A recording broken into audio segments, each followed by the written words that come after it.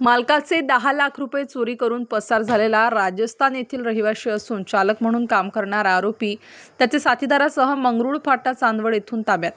गुन्हे शाखा युनिट क्रमांक 1 नाशिक शहरची कामगिरी.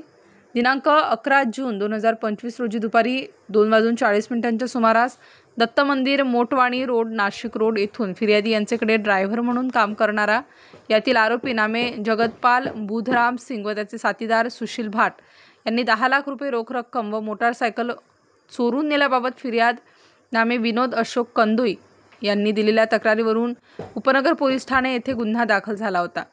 गुन्ह्यातील पाहिजे आरोपितांचा गुन्हे शाखा युनिट 1 कडील पोलीस अधिकारी व अंमलदार यांनी आरोपी यांच्या गावी राजस्थान, हरियाणा, पंजाब सीमेवर शोध घेतला, परंतु आरोपी सदर ठिकाणी मिळून आले नाहीत. त्यानंतर आरोपितांचा महाराष्ट्र राज्यात कसोशीने शोध घेत असताना पोलीस हवालदार महेश साळुंखे व पोलीस अंमलदार राहुल पालखेडे यांना त्यांच्या गुप्त बातमीदाराकडून बातमी मिळाली की सदर गुन्ह्यातील पाहिजे आरोपी हा जगतपाल बुधाराम लालर, राज्य राजस्थान, हा त्याचे साथीदारासह स्प्लेंडर मोटारसायकल हिने चाळीसगाव येथून नाशिककडे चांदवड मार्गे मंगरुळ फाटा येथे येणार आहे. अशी बातमी मिळाल्याने सदरची बातमी माननीय वरिष्ठ पोलीस निरीक्षक मधुकर कड यांना सांगितली.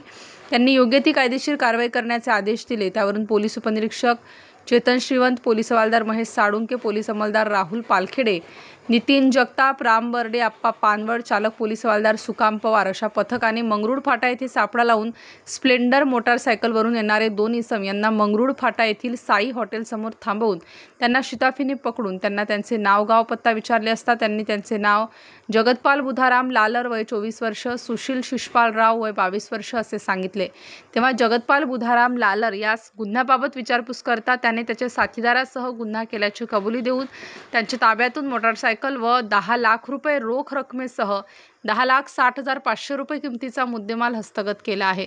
नमूद आरोपितांना पुढील कारवाई कामी उपनगर पोलीस ठाणे यांच्या ताब्यात देण्यात आले आहे. स्टार न्यूजसाठी मोहसिन पठाण, नाशिक.